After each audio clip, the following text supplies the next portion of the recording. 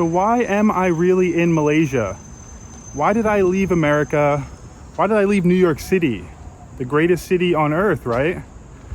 Or at least a city where a lot of people throughout Europe, throughout Asia want to go to, dream of going to, dream of moving to someday.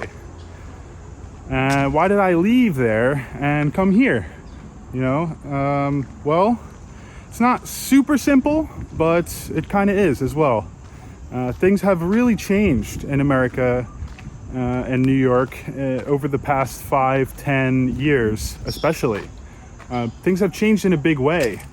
The people have changed, the politics have changed, the costs have changed. All of these changed enough to influence me to want to leave, to decide, hey, I need to try something different and see if I can make this work in Southeast Asia.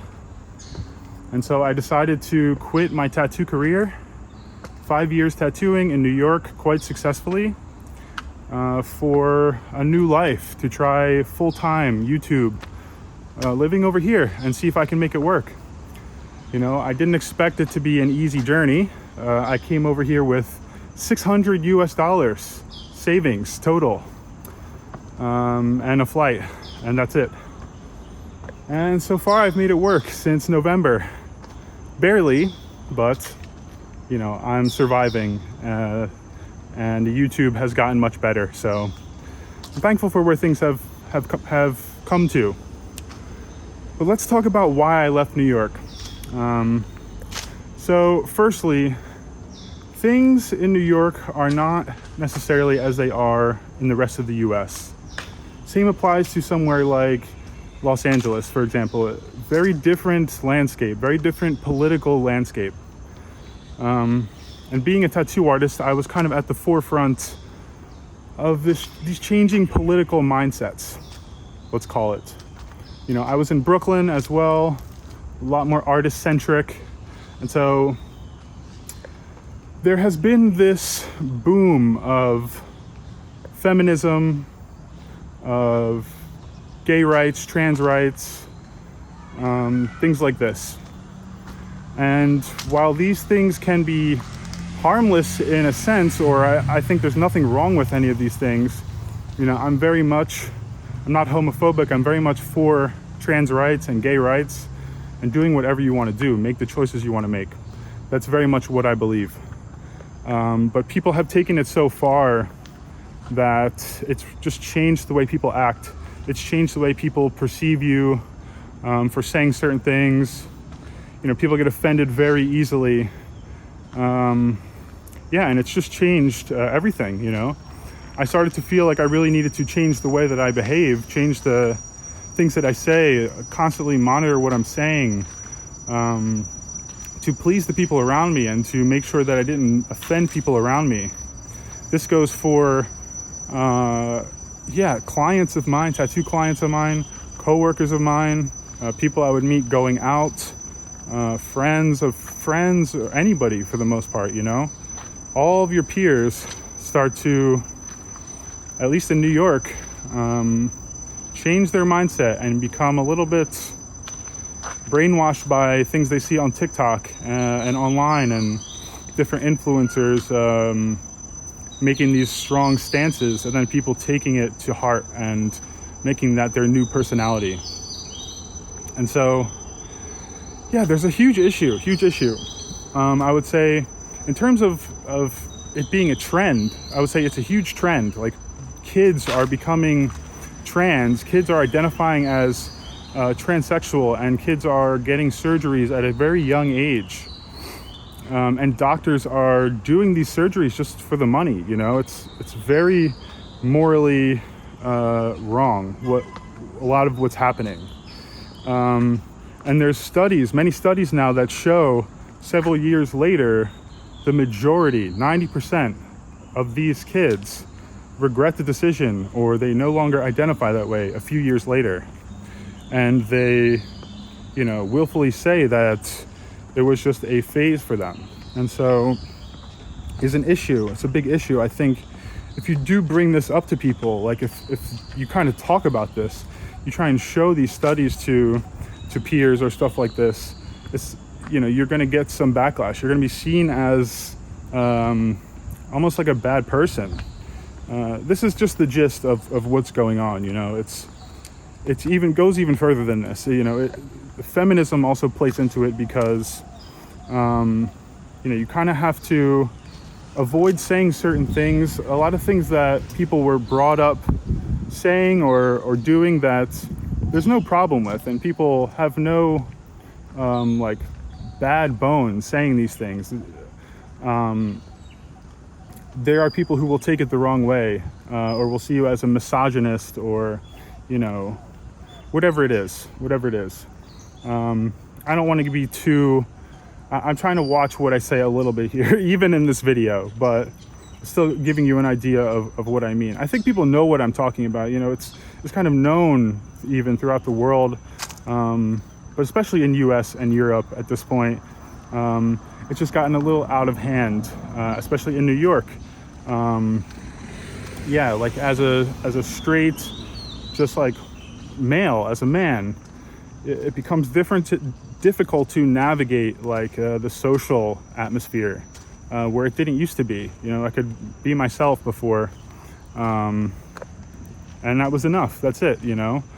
I don't like ever having to modify the way that I behave or act, other than like changing bad behaviors, like changing my personality to appease the people around me and for people to like me. I don't want to ever have to do that or feel like that's something I'm doing, and that's what started to happen. My personality started to change. Maybe some ways for the better, but no, mostly I would say it changed me in ways that I didn't want to necessarily change. And I just found I had to behave differently than myself on a regular basis because of politics. That's it. And so, I didn't like that. I did not like that about New York City. I did not like that about Los Angeles. The way that people are so political, it's really affected the culture there to the point that it's not great anymore. It's just not. And otherwise, New York City is fantastic, as long as you have the money for it. Because that's my second point here, is that it's no longer feasible to live a very comfortable life, a high quality of life in New York City unless you make a lot of money regularly, consistently. And it's just becoming a little bit harder to make that kind of money, competitive, depending on what you're doing. Just like it's a bit harder to live that same lifestyle without being actually rich, or to have a good lifestyle there without being borderline rich. I'd say you need to make a good $150,000 to $200,000 per year to live really comfortably in New York City, which is a small fraction of people make that money.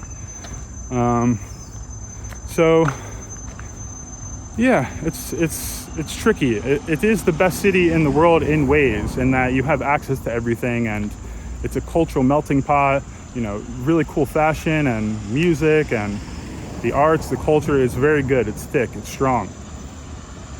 But it falls short on actually trying to live there permanently, long term. It falls short, and it's just not so feasible, or at least for me, it became less feasible. And after coming to Southeast Asia, my first time, like going to Bali, in my early 20s, I even had that thought then of like, wow, this would be cool to live here. This would be a different lifestyle. And as the years went on and I came back to Southeast Asia many times again, it was just like every time like, wow, I wish I could make this a permanent thing. I wish I could find a way to leave the US and move here, even on a semi-permanent basis, and see how it goes. And so finally, I have finally had enough. I was paying $3,000 a month for a studio apartment, 15,000 ringgit. Imagine paying 15,000 ringgit for a studio. And I wasn't even in Manhattan. I was in Brooklyn, Brooklyn is better for me. It's more artist-centric. I prefer it for many reasons. But that being said, it's more expensive in Manhattan. So yeah, I'd probably be spending $3,500, $4,000, you know, 20,000 ringgit for the same place in Manhattan. So all of a sudden we're here, we got a bunch of monkeys. I wasn't expecting this. I don't really see monkeys like this in KL so much. This one's got a baby on his, oh wow, check that out. Well, that's cool. See, I mean, you wouldn't see that in New York. They look friendly, but you know, you never know. They're not always, not usually. Anyways, that's not why I moved here. I did not move here for the monkeys, but that is a cool thing. Yeah, so it's the main reasons, you know, politics and money. That's, for the most part, what it comes down to. Maybe if I would have had some very strong ties there, like if I had a relationship, more family there, maybe I would have stayed or felt compelled to stay. But yeah, it just made sense for me to try something new and see how it feels, you know. And since I moved in November, I started in Thailand, you know, but I didn't necessarily plan on just staying in Thailand, especially with the YouTube channel. Yeah, it's been great. You know, I feel a weight lifted off of my shoulders. I feel I can be myself again. I have an outlet now, which is YouTube, to kind of speak my mind and to make videos, which is cool. You know, I didn't have an outlet like that before, and so I think that's been helpful as well. But yeah, strictly positive, you know. It's, like I said, not been super easy to just move across the world, you know, 24 hours flying, with no real connections and no job, nothing like that. People would say it's stupid, you know, you shouldn't be traveling with no money, you shouldn't be making risky moves like that. But I did what I felt my instinct told me to do and what was right for me. And so, yeah, I think it was a great move, and I'm very happy that I did it. And I'm very happy to have found Malaysia as well, as like a potential long-term spot, or at the very least just somewhere to spend a lot of time that I feel comfortable, and that people really enjoy my content. So yeah, I'm gonna keep it coming. You know, I'm gonna mix in content, going to different places, especially since I'll be touring around Malaysia, but I also will be throwing in content like this, more personal.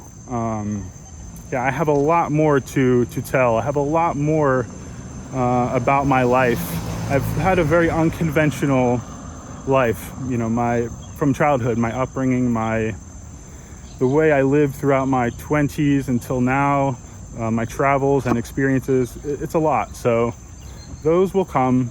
I think it will give you some good insights into me and the channel and things like that. So yeah, I don't want to make it too much about me all the time, but you know, I think people do want to hear it. People want the behind the scenes information, and those are the videos that do best for me. So yeah, I'm gonna keep doing them. I'm actually walking to check out the botanical gardens in Kuala Lumpur right now, but I decided, am I gonna do this video in there for the nice scenery, or should I do this video outside of it and then film another video inside of the botanical gardens? And I decided on that. I'm gonna also do a botanical gardens video, so we'll see. It looks beautiful. But yeah, I think I got my point across here. It boils down to politics and money. You know, I could think of some other reasons, but nothing important, you know. I'd say New York is amazing, and you should definitely visit if you are not from there, and you'll probably love it. I gotta be careful with my camera, right? These monkeys. I also love it still and would like to visit many times over. I think it's a great city to visit. Just go with a fat wallet, and know, like, if you dream of moving there someday, like, it's not easy and it's not all sunshine and rainbows. You know, the US is very divided at this point as well. I think we may have had our heyday, but things have gone a little bit south in my country. So here I am. You know, we'll see how it plays out. I hope you enjoyed this video. Drop a thumbs up if you did, and I will see you in the next vlog.